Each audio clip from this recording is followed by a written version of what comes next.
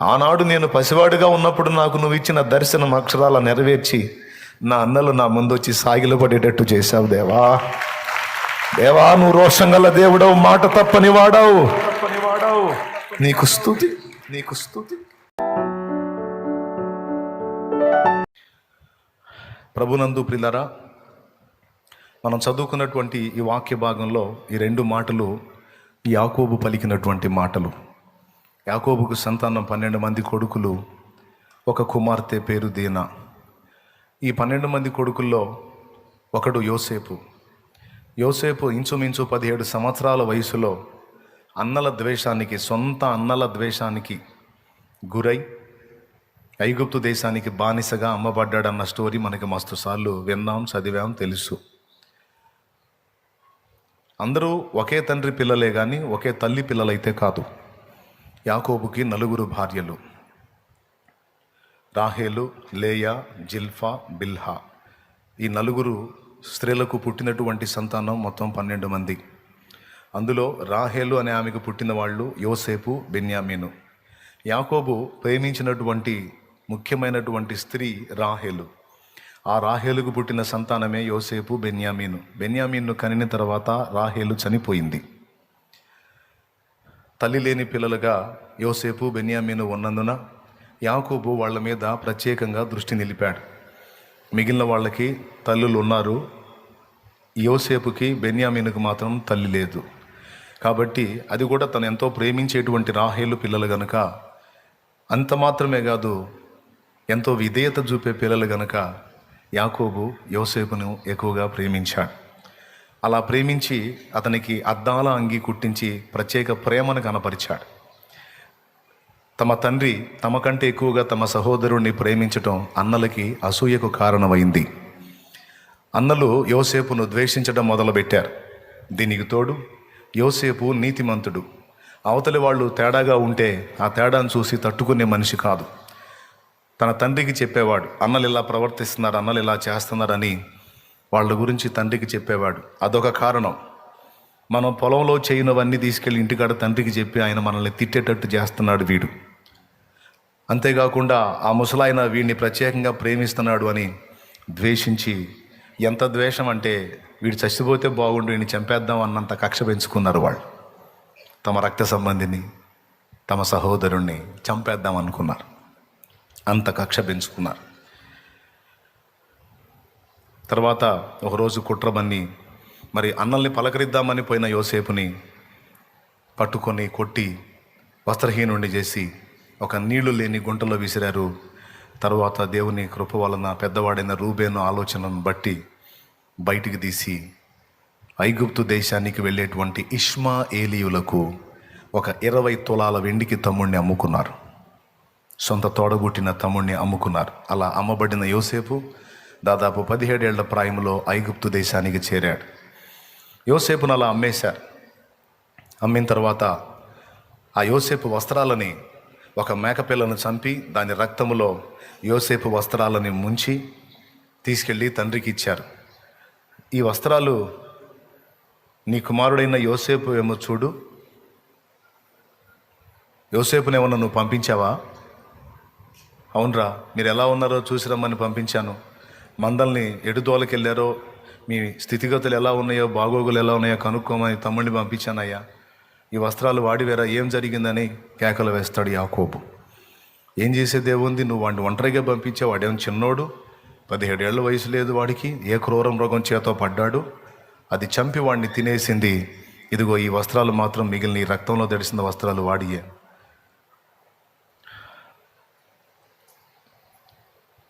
ఆ వస్త్రాలు పట్టుకొని గోడున ఈడ్చేశాడు యాకోబు. ఎందుకంటే తల్లి లేని బిడ్డ, తనెంతో ప్రేమించేటువంటి ముద్దుల కొడుకు, మిగిలిన ఎవ్వరూ కూడా విననంత ఇంట్రెస్ట్గా, గౌరవంగా తండ్రి మాటలు విని తండ్రిని ప్రేమించే ముద్దుల కొడుకు యోసేపు. ఏమండి, మిగిలిన వాళ్ళు కూడా కొడుకులే కానీ పెడద్రపు కొడుకులు. ఏం కొడుకులు? పెడద్రపు కొడుకులు. ఈయన నందంటాళ్ళు పంది అంటారు. అట్లా కాదురా బాబు, ఇదిరా అంటే వాళ్ళు ఒప్పుకునే రకాలు కాదు. అలాంటి కుమారుల మీద కన్న ప్రేమను బట్టి మమత ఉంటుందేమో కానీ అవిధేయులైన కొడుకుల మీద అంత వాత్సల్యం అయితే ఉండదు తండ్రికి. వాళ్ళు బాగుండాలని కోరుకుంటాడు, కానీ వాళ్ళ దగ్గర మనసు ఇప్పి మాట్లాడలేడు, వాళ్ళతో సహవాసానికి కూడా ఇష్టపడడు. కానీ యోసేపు అలాంటోడు కాదు. యోసేపు విధేయుడైన కొడుకు. తండ్రి ఏది చెబితే అది శిరస వహించి 100% తండ్రికి లోబడే మంచి కొడుకు, మనసున్న కొడుకు, ప్రేమగల కొడుకు. తండ్రి ఆలోచనలన్నిటినీ తీసుకొని తండ్రి దేవునికి భయపడేటువంటి మంచి కొడుకు. అదే కొడుకు దెబ్బతిన్నాడన్న సంగతి తెలిసేసరికి యాకోబు గుండె ఆవిరైపోయింది. చాలా ఏడ్చుకున్నాడు. కొన్ని సంవత్సరాలు యాకోబు మనిషి కాలేదు. ఆ బిడ్డ మరణాన్ని తట్టుకోలేక. నిజంగా అన్ని బాధల్లోకి పెద్ద బాధ కడుపు కోత. కడుపున పుట్టిన బిడ్డను కోల్పోతే ఆ గాయం చాలా గొప్పదండి. అదే చెప్తాను, అన్ని కోతల్లోకి గొప్ప కోత కడుపు కోత అని. మీకు తెలుసా? ఆ కడుపు కోత గొప్పది అని ఎందుకన్నానో తెలుసా?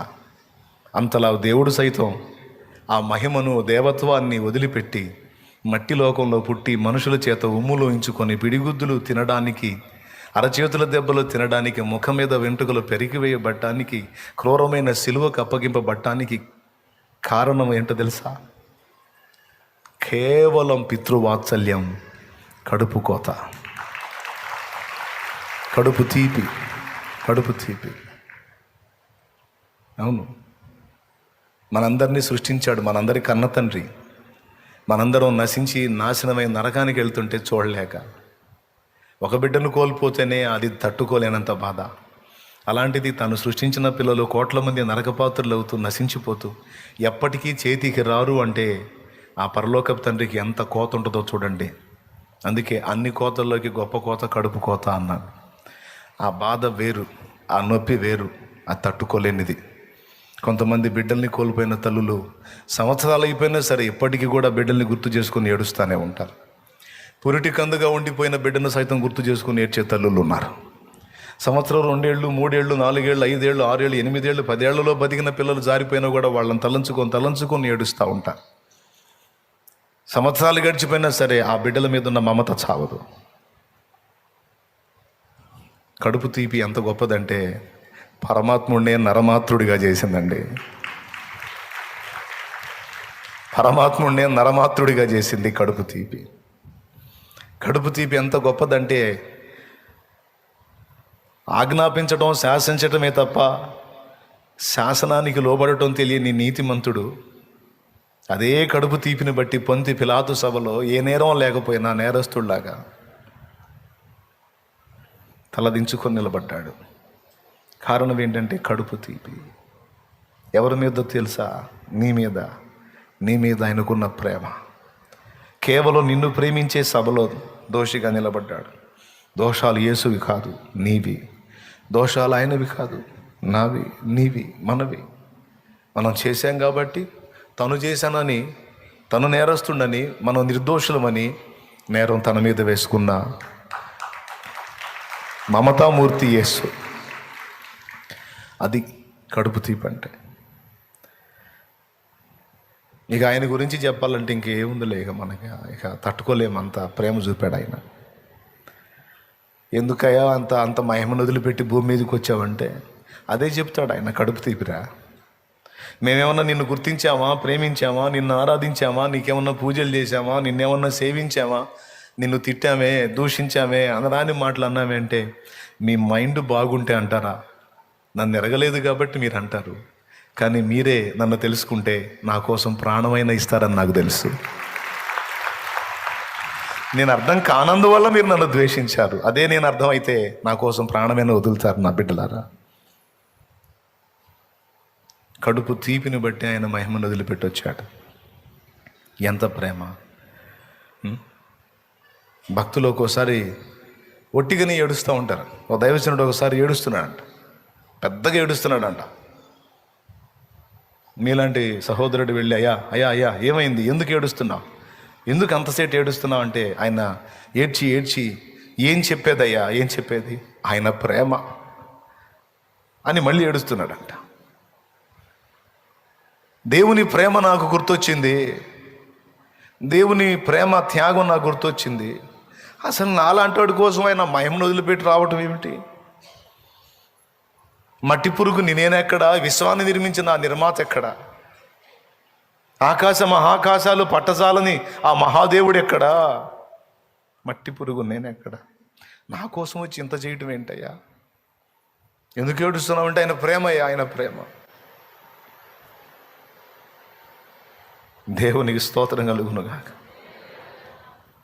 నిష్కారణమైన ప్రేమ,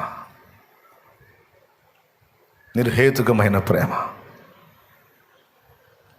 దేవునికి మహిమ. కడుపు తీపి అంత పని చేసింది.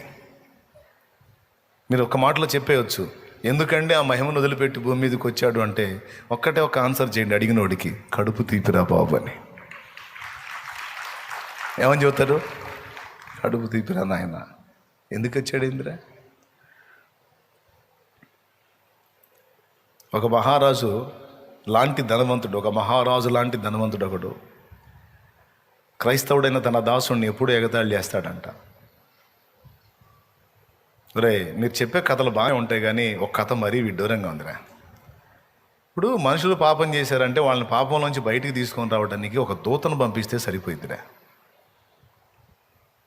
లేకపోతే ఒక 10 మంది దూతలను పంపిస్తే సరిపోయిద్దిరా, లేకపోతే మీరు చాలా దూతలు అంటారు కదా, ఓ 1,00,000 మంది దూతలను పంపిస్తే సరిపోయిద్దిరా. దేవుడే వచ్చాడు, దేవుడే ప్రాణం పెట్టాడు అంటారు. అది ఎట్లారా, ఎలారా నమ్మేది అని ఎగతాళి చేసేవాడంట. ఇప్పుడు కాదు రాజా, సమయం వచ్చినప్పుడు చెప్తా అన్నాడంట. ఒకరోజు ఆ యజమానుడి యొక్క కొడుకు స్విమ్మింగ్ పూల్స్ ఉంటాయి కదా, స్విమ్మింగ్ పూల్స్, అలాంటి దాన్ని ఒడ్డున ఆడుకుంటూ ఈ రాజు పక్కన సేవకుడు వీళ్ళందరూ ఉండి దూరంగా చూస్తూ ఉండగానే దమ్మని నీళ్ళలో పడ్డాడంట. నీళ్ళలో పడ్డాడు, ఆ కొలంలో పడ్డాడు. పక్కన భటులు ఉన్నారు, మంత్రి ఉన్నాడు, సేవకుడు ఉన్నాడు, అందరు ఉన్నారు. ఎవరిని పట్టించుకోవాలి రాజు? అమాంతం పోయి ఎగిరి దూకాడు నీళ్ళల్లో. దూకి ఆ మునిగిపోతున్న కొడుకును పట్టుకొని ఒడ్డుకు తీసుకొచ్చేసి వాడు మింగిన నీళ్లు గక్కించి వాడు నార్మల్ పొజిషన్లోకి వచ్చిన దాకా గుండె దడ కొట్టుకుంది. బాగున్నాడు, బతికున్నాడు అనేసరికి అప్పుడు సంతోషంగా ఇవ్వో నాన్న పో అని అక్కడున్న సైనికులు అరిచాడు. బుద్ధి లేదురా, బిడ్డను కనిపెట్టొద్దా, పనికి మనలరా అని మందలించి పంపించేశాడు. ఆ తర్వాత ఈ పక్కనున్న సేవకుడు అడిగాడు, మహారాజా మీరేమనుకున్నట్టు ఓ మాట అడుగుతాను, చెప్పవయ్యా. నిజంగా నా కొడుకు బతికాడు, చాలా హ్యాపీగా ఉంది, నాకు ఎంతో సంతోషంగా ఉంది, చెప్పు అంటే, చిన్నబాబు నీళ్ళల్లో పడ్డాడు, సరే అది ప్రమాదమే కాదని నేను అనను. నేనున్న పక్కన నాకు ఈతొచ్చు, మంత్రి గారు ఉన్నాడు, ఆయనకి ఈతొచ్చు, సైనికులు ఉన్నారు, భటులు, వారికి ఈతొచ్చు, దానికి సమీపంలో కూడా కొంతమంది భటులు ఉన్నారు, వారికి ఈతొచ్చు. ఇంతమంది ఉండగా ఒక్క మాట ఆజ్ఞాపించలేకపోయారా? ఎవరెక్కడ మా చిరంజీవిని రక్షించండి అంటే అమాంతం దూకి కాపాడేవాళ్ళుగా ఎవరిని పట్టించుకోకుండా నువ్వెందుకు దూకావు రాజా అన్నాడట. ఎవరో ఒకళ్ళకి చెప్తే పోయేదిగా, నువ్వెందుకు దూకావు రాజా అన్నాడంట. అప్పుడు యజమానుడు అన్నాడు, ఎందుకు దూకేదేంద్రా పిచ్చోడా, కడుపు తీపి అన్నాడట. నా బిడ్డ సైనికునికి సంబంధించినోడు కాదు, మంత్రికి సంబంధించినోడు కాదు, నీకు సంబంధించినోడు కాదు, వాడు ఉన్నా పోయినా నీకు చింత లేదు, కానీ వాడు నా కన్న బిడ్డ. ఒకవేళ అవసరమైతే వాడు మీకు అందలేదనుకో, వాడిని అలాగ వదిలేసి మీ ప్రాణాలు దక్కించుకోవడానికి బయటకు వస్తారు. అదే నేనైతే నా ప్రాణం పెట్టైనా నా బిడ్డను బతికించుకుంటాను. అచ్చం ఇదే పని దేవుడు చేశాడు మహారాజా అన్నట్టు. అచ్చం ఇదే పని దేవుడు చేశాడు యజమానుడా. దూతలు ఉన్నారు, కెరూబులు ఉన్నారు, శరాపులు ఉన్నారు, ఎంతమంది ఉన్నా పనివాడు పనివాడేగా. అందుకే ఆయన సొంత తండ్రి కాబట్టి మహిమను వదిలిపెట్టాడు. దేవదూతల స్తుతులు వదిలేశాడు, సమస్తం వదిలేసి సామాన్యుల్లోకి వచ్చాడు. కడుపు తీపి, ఈ కడుపు తీపి అని ఒక మాట మీద నువ్వు సువార్త చెప్పొచ్చు లోకానికి. హల్లెలూయా. అవునా? పాపం యాకోబుకి ఆ గాయమైంది. తన ముద్దుల కొడుకు జంతువు చేతిలో చనిపోయాడని తెలుసుకొని జీర్ణించుకోలేకపోయాడు. కనీసం దేవుని ముందు మోకాళ్ళు, నీ దేవా ఎందుకు ఇలా జరిగిందని కనిపెట్టే ఓపిక కూడా లేనంతగా ఏడ్చాడు. కొన్ని సంవత్సరాలు అదే కలవరంలో ఉన్నాడు, కానీ ఏం జరిగింది అని దేవుని దగ్గర కూర్చోలేకపోయాడు యాకోబు. సంవత్సరాలు గడిచినాయి, కరువు వచ్చింది. యాకోబు తన కొడుకులు ఉన్న ప్రాంతంలో కనాన్లో కరువు వచ్చి ధాన్యం ఎక్కడ చూసినా దొరక్కపోతే, ఐగుప్తులో ధాన్యం సమృద్ధిగా ఉందంట. నాకు తెలిసిందిరా, రూబేనో, షిమ్యోనో, నఫ్తాలి, గాదో, ఆషేరో, లేండి పొండ్రా, మన కుటుంబం ఉంది, ఇంత పెద్ద కుటుంబం ఉంది, ఇంతమంది దాసదాసీలు, పిల్లలు ఇంతమంది ఉంటే చచ్చిపోతారు కదరా కరువుకి. సొమ్ము తీసుకొని పోయి ఐగుప్తుకు పోయి ధాన్యం కొనుక్కోండి అని పంపించాడు. విచిత్రం ఏంటంటే, ఐగుప్తులో సమృద్ధిగా ధాన్యం ఉండటానికి కారణం ఏంటో తెలుసా? యాకోబు కొడుకు యోసేపే. 17 ఏళ్ల వాడుగా అమ్మబడి అక్కడి నుంచి పోతిఫెరో ఇంటికి చేరి, అక్కడి నుంచి జైలుకు చేరి, అక్కడి నుంచి నేరుగా రాజు ఆస్థానంలో ఉద్యోగి అయ్యాడు. ఎంత గొప్ప కృప పొందాడంటే, ఐగుప్తు రాజైన ఫరో అన్నాడు, యోసేపు, ఐగుప్తు మొత్తానికి నేను ఫరో, నా ఇంటితో నాతో సహా నా మొత్తానికి నువ్వు ఫరో అన్నాడు. అంతటి ధన్యకరమైన అనుభవంలోనికి యాకోబు చనిపోయాడు అనుకున్న కొడుకు పోయి అక్కడ కూర్చున్నాడు.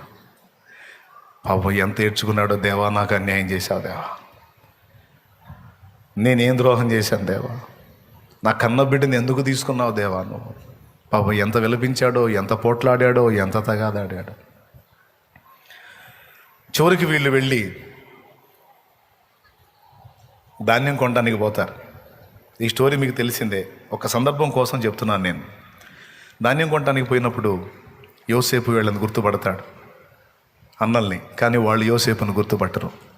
యోసేపును వాళ్ళు అమ్మినప్పుడు ఇంచుమించు 17 సంవత్సరాల వయసు, నూనూగు మీసాలు కూడా రాలేదు. ఇప్పుడు దాదాపు 30 ఏళ్ళ ఈడుగలవాడు అయ్యాడు. మనిషి పర్సనాలిటీ డెవలప్ అయిపోయింది. ఐగుప్తు గెటప్లో ఉన్నాడు, మీసాలు గడ్డాలు, మనిషి మారిపోయాడు. వీడు మావాడు అనుకోవటానికి కూడా అవకాశం లేదు, అంతగా మార్పు చెందాడు. ప్లస్ అధికారి. యోసేపు ఎప్పుడైతే వాళ్ళ మధ్యలోకి వచ్చాడో మొత్తం సాష్టాంగపడి నమస్కారం చేశాడు. వాళ్ళ ముఖాలు చూసి గుర్తుపట్టాడు, ఈ సరుకు మా సరుకులాగే ఉందని. సంఖ్య కూడా లెక్కేసుకున్నాడు, 10 మంది కన్ఫామ్, వీళ్ళు మా వాళ్ళే. తనను గుర్తుపడతారని అబ్జర్వ్ చేశాడు. తలలు ఎత్తితేగా వాళ్ళు వచ్చిన ఆయన పెద్ద ఆయన. ముందే సైనికులు చెప్పారు, ఐగుప్తు మొత్తానికి ఏలికైన వాడు వస్తున్నాడు ఇప్పుడు మీ మధ్యలోకి, జాగ్రత్త. ఏమాత్రం ఎగస్ట్రాలు చేశారంటే ధాన్యం కాదు, ఎప్పటికీ తినటానికి లేకుండా మీ తలకాయలు లెగిసిపోతాయి, జాగ్రత్త అంది. అందుకని గడగడలు ఆడుతూ నిలబడ్డారు. తీరా వచ్చిన వాడు చూస్తే వాళ్ళ తమ్ముడే.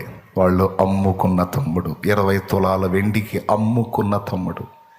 అన్నా అన్నా అన్నా నిర్దాక్షిణ్యంగా బ్రతిమలాడుతున్న, నిర్దాక్షిణ్యంగా దయా దాక్షిణ్యం లేకుండా కఠినంగా త్రూసి వేసిన తమ్ముడు వాళ్ళ ముందు ఈరోజు ఏలికలాగా నిలబడ్డాడు. తర్వాత ఏం జరిగిద్దో మీకు తెలుసు.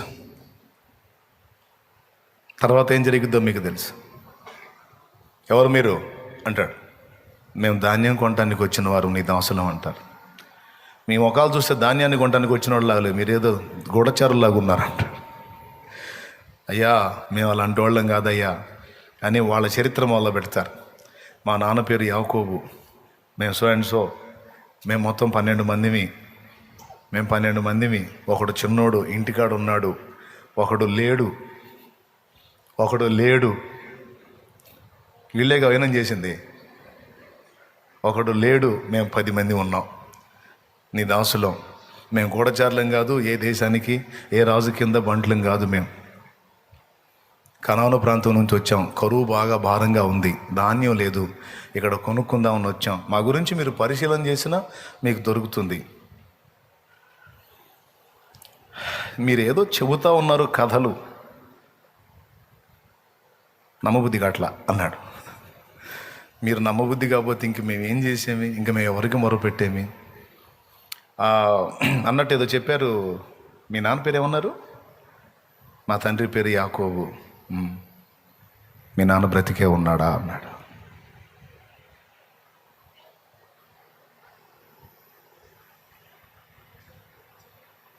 ఎందుకో తెలుసా?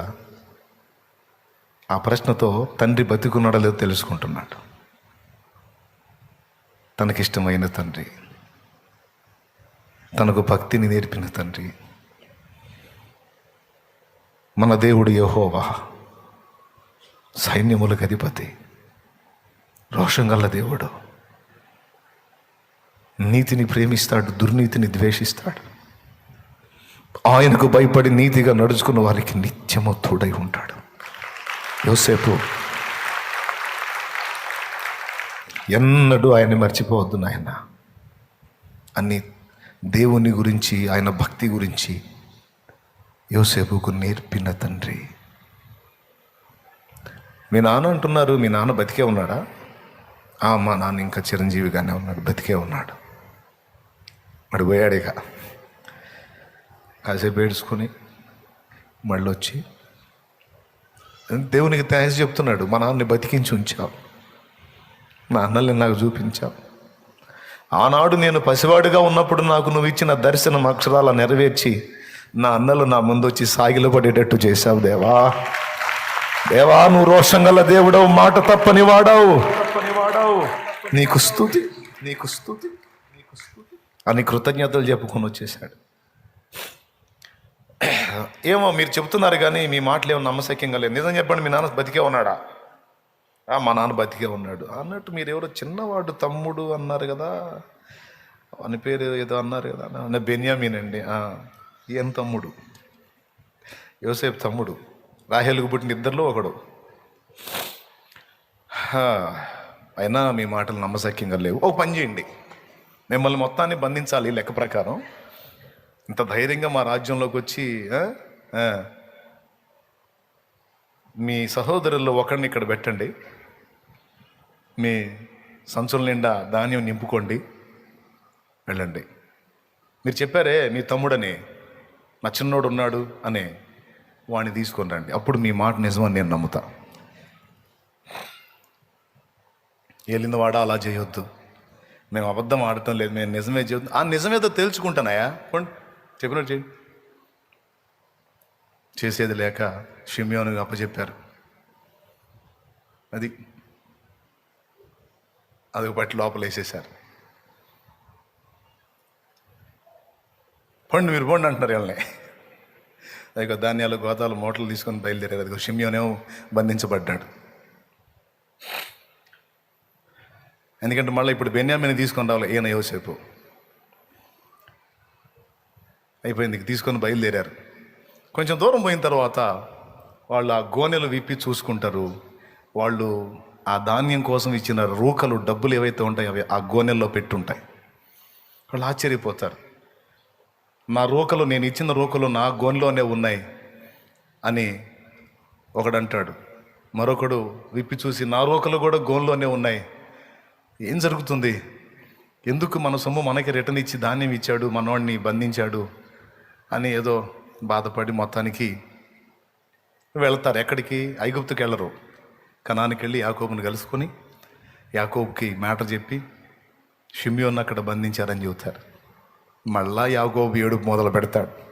నా దరిద్రం రా, నా దరిద్రం, యోసేపు లేడు, ఇప్పుడు షిమ్యోన్ను వైనం చేశారు, ఇంకెంతమందిని చంపుతారో చంపండి అని ఎత్తుకున్నాడు. ఈయన మేము చంపటం కాదు, మేము బంధించడం కాదు నాన్న, ఆ రాజు అట్లా చేశాడు, ఐగుప్తుని ఏలుతున్నవాడు, మా మాటల మీద నమ్మకం లేదంట, మీరు చిన్నవాడు అని చెప్తున్నటువంటి మీ తమ్ముడు ఎవరైతే ఉన్నాడో ఆ తమ్ముడిని తీసుకొస్తే కానీ ఇతన్ని వదిలిపెట్టిన అన్నాడంటే, అంటే ఇప్పుడు బెన్యామీని కూడా వేశారనమాట. చంపేయండి రా, మొత్తం పోయి చావండి, మొత్తం పోయి చావండి, నిరసన వెంట్రుకగలిగిన నేను పాతాళానికి దిగిపోతాను అని ఏడుపు మొదలు పెట్టాడు. దేవునికి స్తోత్రం. అసలు ఈ మ్యాటర్ మొత్తం నేను ఎందుకు చెప్తున్నానో ఒక్క మాట, ఒక్క చిన్న టర్నింగ్ ఉంది, ఆ ఒక్క పాయింట్ కోసం చెప్తున్నా. సరే, పెద్ద ఆయన కోపడుతున్నాడు, యోసేపు పోయాడు, ఆ జ్ఞాపకాలు ఇంకా బోలా. సంవత్సరాలు అయిపోయింది, కొడుకు పోయి కూడా 15-17 సంవత్సరాలు అయిపోయింది. అయినా సరే యోసేపును మర్చిపోలా, అప్పుడప్పుడే కోలుకుంటున్నాడు. ఇప్పుడు షిమ్యోను ఐగుప్తులో బందీ అయిపోయాడు. మళ్ళీ వీళ్ళు ఏం చెబుతున్నారు, ఆ ఏలినవాడు బెన్యామీను కూడా తెమ్మంటున్నాడు. యోసేపు లేడు, షిమ్యోను లేడు, బెన్యామీన్ని కూడా తీసుకొని పోతామంటున్నారు అని ఏడవటం మొదలుపెట్టాడు.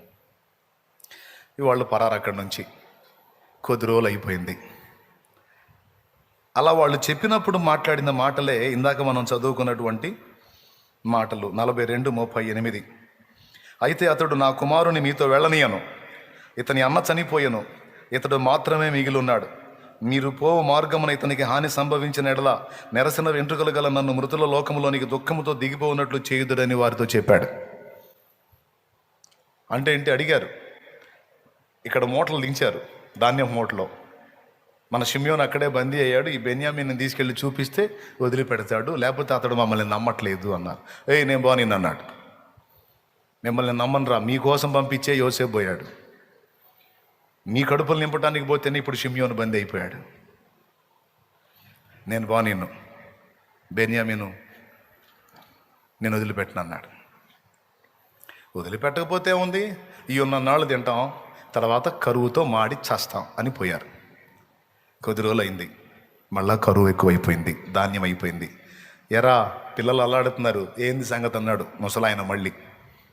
ఎవరైనా యాకోబు, ఏం సంగతి అంటే, మమ్మల్ని ఏం చేయమంటావు? బెన్యామీను తీసుకెళ్ళకపోతే షిమ్యోను రాడు, వాళ్ళు ధాన్యం ఇవ్వరు, అతను అక్కడే అంటే మళ్ళీ ఏడుపు మొదలు పెడతాడు.